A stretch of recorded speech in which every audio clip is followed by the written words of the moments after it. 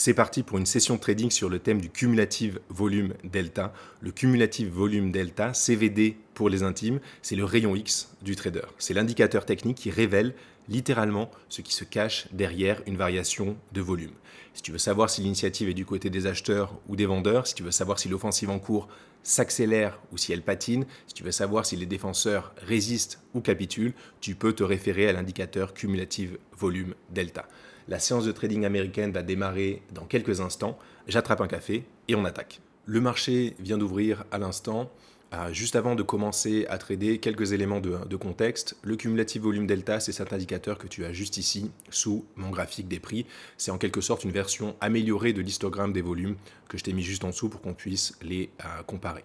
Sur l'indicateur cumulative volume delta, tu retrouves 3 éléments clés. Premier élément sur l'histogramme, les volumes acheteurs en vert. Deuxième élément, les volumes vendeurs en rouge. Et troisième élément, cette courbe bleue qui est en fait le delta cumulé. Donc en fait, pour chaque bougie, pour chaque unité de temps, tu vas prendre les volumes acheteurs, tu fais volume acheteur moins volume vendeur, ça te donne le delta de la bougie et tu l'ajoutes sur la courbe bleue. Donc en fait, quand la courbe bleue va progresser, ça veut dire qu'on a un volume acheteur qui est supérieur au volume vendeur. Et en fait, quand tu utilises du cumulative volume delta, tu as accès à 2 informations qui sont complètement masquées sur l'histogramme des prix traditionnel. La première information, c'est ce détail entre volume acheteur et volume vendeur. Et la deuxième information, c'est de pouvoir suivre ce rapport de force cumulé, donc avec le delta, pour voir au cours d'une période donnée un petit peu quelle est la tendance. Au cours de cette séance de trading, vous allez beaucoup m'entendre parler de volume acheteur et de volume vendeur. En fait, l'erreur à ne pas commettre avec cet indicateur CVD, c'est de penser que son histogramme des volumes ou que son delta cumulé permettent de savoir si les acheteurs ou si les vendeurs sont majoritaires. C'est faux. En fait, lorsqu'on a une transaction sur le marché, on a toujours la même quantité de volume acheteur et de volume vendeur. Alors, à quoi est-ce que ça correspond, ces volumes acheteurs et ces volumes vendeurs? Plus précisément, ce sont les volumes à l'initiative des acheteurs et les volumes exécutés à l'initiative des vendeurs. En fait, lorsque vous prenez position sur le marché, vous pouvez soit vous mettre en attente, d'accord, par exemple, je me mets en attente sur ce niveau-là, d'accord, et dans ce cas, je suis passif, soit envoyer un ordre au marché, et dans ce cas, je suis actif, agressif. Et donc, en fait, ça vient comptabiliser les ordres agressifs côté acheteur et les ordres agressifs côté vendeur, d'accord, ce qui va nous permettre de voir quel est le camp qui prend l'initiative. Donc on va commencer notre travail d'analyse. Donc on a ouvert, ça c'était le range d'ouverture juste ici, d'accord. C'était la première bougie. Et on a une première impulsion haussière et on voit qu'on a le delta qui a suivi. Donc on a eu une agression acheteuse qui a réussi à faire monter les prix. Donc jusqu'ici, pas de divergence, tout va bien. Je vais enlever l'histogramme des volumes pour qu'on y voit un peu plus clair. Voilà. Et donc on va prendre le temps d'observer un petit peu ce qui se passe. La première chose que je veux faire, c'est d'attendre de voir une offensive acheteuse, on l'a eu, et d'attendre de voir cette offensive vendeuse pour qu'on puisse l'analyser et voir qui contrôle le marché, c'est-à-dire qui est à l'initiative. On voit que quand les acheteurs attaquent, ils arrivent à faire monter les prix.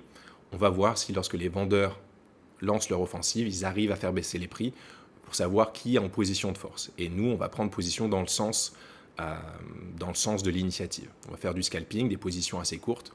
Donc on attend de voir qui a la main sur le marché pour commencer à prendre nos premiers trades. Donc premier constat intéressant, on voit qu'on a des vendeurs qui poussent, qui ont lancé leur offensive avec ce delta cumulé qui diminue, mais on voit qu'ils n'arrivent pas vraiment à gagner du terrain. Donc on va en profiter pour acheter. Buy at market On va executed. mettre un stop juste en dessous du point bas et on va miser sur une première accélération en se disant que les vendeurs ont eu l'opportunité d'attaquer, ils ont lancé leur attaque, ça n'a pas fonctionné, on va miser sur un contre. Et pour l'instant, le temps de voir un petit peu ce qui se passe, on va se dire qu'on vient chercher les stop loss des vendeurs qui ont lancé cette offensive et qui sont pour l'instant pris à contre-pied. Donc là, on voit que cette fois-ci qu'on a les acheteurs qui sont en train de lancer leur offensive et qui eux gagnent beaucoup plus de terrain, beaucoup plus rapidement. Donc tout ça peut changer très très vite, là on est sur du scalping, mais c'est juste dans une démarche pédagogique pour vous montrer un petit peu quelques applications concrètes et pratiques de l'indicateur. Donc actuellement, on a une deuxième offensive des vendeurs qui est lancée. Donc le pari qu'on fait, c'est que cette offensive ne va pas réussir à gagner. Sell stop Pour executed. l'instant, Exit with loss. donc on va patienter un petit peu. On voit que les acheteurs n'ont pas eu assez d'énergie, assez de force pour pousser le marché plus haut. Sell at market On est executed. revenu sur le point pivot, on va miser sur la baisse. On prenait la température du marché sur un premier trade. Là, on peut commencer à y aller un peu plus sérieusement. Donc, on voit bien sur l'indicateur la tentative des acheteurs. Ils ont lancé leur offensive, mais ça a été contré, qui correspond à ce plus haut. Et depuis, les vendeurs qui ont la main. Donc là, on est dans une phase d'expansion où les vendeurs poussent et ça rentre un peu comme dans du beurre, ça continue à baisser. Donc tant que c'est comme ça, on va rester en position, on va suivre la tendance. Donc là, on a une tentative d'offensive acheteuse qui se met de nouveau en place. On voit le cumulatif volume delta qui remonte. On voit qu'on a eu de gros ordres d'achat qui sont passés dans le flux d'ordre. Donc on va se protéger. On va ramener le stop loss juste ici. Et on va observer pour voir si cette tentative des acheteurs donne lieu à un retournement ou si on continue à aller plus loin. Donc cette tentative, elle a eu lieu juste ici. D'accord. Pour l'instant, elle a bloqué à ce niveau-là. On va regarder un petit peu ce que ça donne. Nous, ce qu'on veut, c'est vraiment arriver à capter un mouvement de prix où ça part assez fortement dans un sens. Donc, il va y avoir plusieurs tentatives avortées dans un sens comme dans l'autre. Okay, donc, on voit un ordre important, un deuxième ordre important sur le plus haut. Si jamais on contre et qu'on commence à refaire de plus bas, on pourra rapprocher notre ordre stop loss. Donc là, on a l'offensive des acheteurs, d'accord, qui a été avortée pour l'instant. Donc normalement, si les vendeurs lancent leur offensive, on devrait pouvoir aller plus bas. On voit que ça baisse assez fortement avec une offensive qui pour l'instant reste assez modérée. On va rapprocher l'ordre juste ici. Pas vraiment de relais vendeurs pour l'instant, mais l'offensive des acheteurs a été contrée. Buy stop executed. Donc on vient Exit with gains. le marché n'a pas voulu partir dans notre sens. Buy at market executed. On voit que donc on a eu l'offensive des acheteurs qui a d'abord été contrée. On est venu chercher les stop loss juste ici et on n'a pas eu en fait vraiment de relais vendeurs. On n'a pas eu de gros ordres vendeurs qui ont poussé le marché plus loin. Donc là, on va carrément pouvoir se faire plaisir. On va miser carrément sur un contre assez violent en fait. Donc, je vous supprime un peu les éléments et on va venir chercher carrément le plus haut qu'on a juste ici. Voilà, les stop loss des vendeurs à découvert. Les vendeurs à découvert ont vraiment essayé de pousser, ils n'ont pas réussi. Ok, ça devrait partir dans l'autre sens et là on devrait venir chercher les stops qui sont juste ici. Vous voyez vraiment comme j'essaye d'être souple, c'est-à-dire je change très rapidement de position, c'est l'avantage d'un petit compte et du scalping. C'est voilà, si on a tort, on se fait sortir rapidement et on essaye d'avoir un trade où on a raison. Donc là, imaginez bien tous les vendeurs à découvert qui ont pris position ici. Ils sont en train de se faire complètement contrer. Et donc ils sont sous pression, ils rachètent leur position. Et c'est ce qui cause ce mouvement assez vertical. On voit que cette fois-ci, c'est accompagné par des ordres acheteurs assez importants. Alors ça vend un petit peu ici. On va voir si on arrive à l'absorber. Donc ça, c'est un des premiers concepts ici que l'on... Donc il y a deux concepts qu'on a vus. Le premier, c'est ce concept d'agression, où on voit du coup lorsque une offensive est lancée sur l'indicateur, d'accord, une agression des acheteurs ou une agression des vendeurs. Le deuxième concept, c'est le concept d'expansion et d'absorption. Donc ici, sur ces ordres-là, on voit que ça a donné lieu à une expansion, c'est-à-dire ça a permis au mouvement d'accélérer. Et maintenant, ce que l'on va voir, c'est si cet ordre de vente est absorbé ou pas par la tendance. Sell limit executed. Exit with gains. Ok, donc on encaisse notre premier vrai trade gagnant de la séance. Hop. Et maintenant, on va observer ce qui se passe au-dessus de ce plus haut-là. D'accord, donc on a touché la résistance, les stops. Et ça va être intéressant d'observer la correction et de décrypter ça avec le comportement de l'indicateur. Pour l'instant, on voit qu'on accélère très fortement. D'accord, on monte d'un seul coup. Ça pourrait ressembler à une capitulation avec des vendeurs à découvert qui jettent l'éponge, qui arrêtent de défendre la résistance et des acheteurs qui, eux, lancent pleinement leur offensive. Donc là, c'est logique qu'on ait une petite phase de correction. Et maintenant, la grande question qu'on va devoir traiter, c'est est-ce que le mouvement va se poursuivre? Est-ce qu'il a suffisamment de potentiel? Est-ce qu'il est suffisamment sain pour continuer à progresser, ou est-ce qu'on va observer une prise de contrôle des vendeurs sur ces niveaux-là et une reprise baissière. Donc actuellement, on voit que ça monte très très fort à la verticale avec cette grosse offensive acheteur. Deux interprétations possibles, soit c'est la force du mouvement acheteur, soit on est dans une phase un peu d'excès et d'euphorie. Donc pour l'instant, j'ai pas de réponse par rapport à ça. On va observer ce qui va se passer au contact de cette résistance, qui est une résistance assez importante. Donc première offensive acheteuse pour l'instant contrée. C'est normal, on a peut-être besoin de souffler un peu plus que ça. On voit vraiment la remontée de l'indicateur qui n'a pas permis d'accélérer pour l'instant. On repart un petit peu à la baisse. Donc là, les vendeurs ont une chance de lancer leur offensive. Donc on essaie vraiment de voir ce que donnent les offensives dans un sens comme dans l'autre. Pour l'instant, les acheteurs ont remporté la grande offensive de ce début de séance. Donc on va essayer d'acheter juste ici. Alors pourquoi est-ce que j'achète juste ici? Parce que c'est le moment où on va se faire un peu peur en cassant ce point bas. On va toucher les stops des acheteurs les plus fragiles.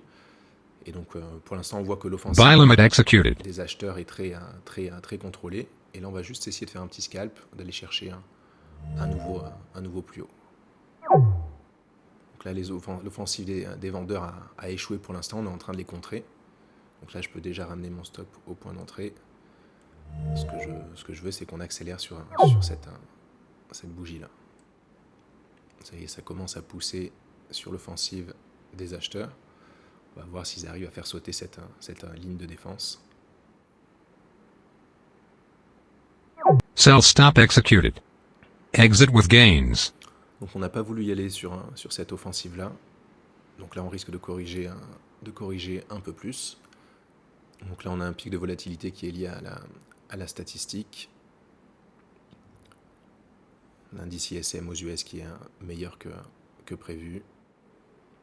On voit, c'est ce qui est intéressant, c'est-à-dire que l'agression acheteuse et vendeuse, on peut l'observer sur une période donnée avec le delta, mais également sur une bougie donnée. Donc là, on voit que sur la réaction de la news, on a une majorité d'ordres de vente par rapport aux ordres d'achat. Donc on a vraiment des vendeurs qui lancent leur offensive assez fortement. Buy at market executed. On en profite pour acheter.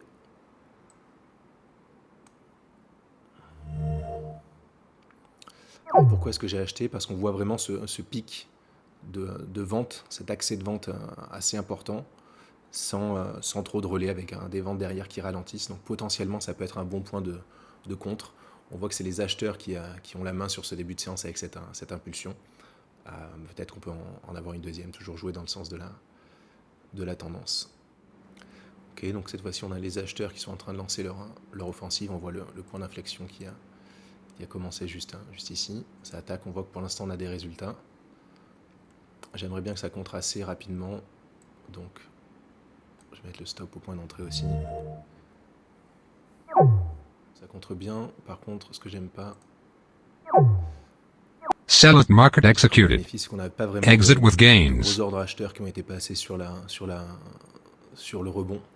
Donc on va peut-être aller un peu plus haut, mais la hausse n'est pas suffisamment robuste pour que je reste plus longtemps. Donc plus 92. Je vais surveiller pour voir s'il n'y a pas une prise de contrôle des vendeurs sur ce niveau-là. Parce qu'on a vraiment sur l'indicateur, on voit vraiment cette phase d'accélération assez importante, mais derrière pour l'instant pas de relais. Donc si jamais on n'arrive pas à refaire un plus haut par rapport à ce point-là, si on a des vendeurs qui commencent à lancer une offensive à ce niveau-là et une offensive qui commence à gagner du terrain, ça serait potentiellement un très bon point de vente. Donc pour le moment, on a un marché qui a du mal à aller plus haut. On voit qu'on a une offensive haussière où on a essayé de passer au-dessus de ce point-là. On n'a pas vraiment réussi. On a de suite des vendeurs qui ont commencé à prendre position de façon assez, on va dire, insidieuse. Mais ils sont là. Il ne manque pas grand-chose pour avoir un signal de vente. On va ces bougies avec les acheteurs qui essayent de ramener à chaque fois les prix vers le haut, mais qui sont en train de se faire contrer.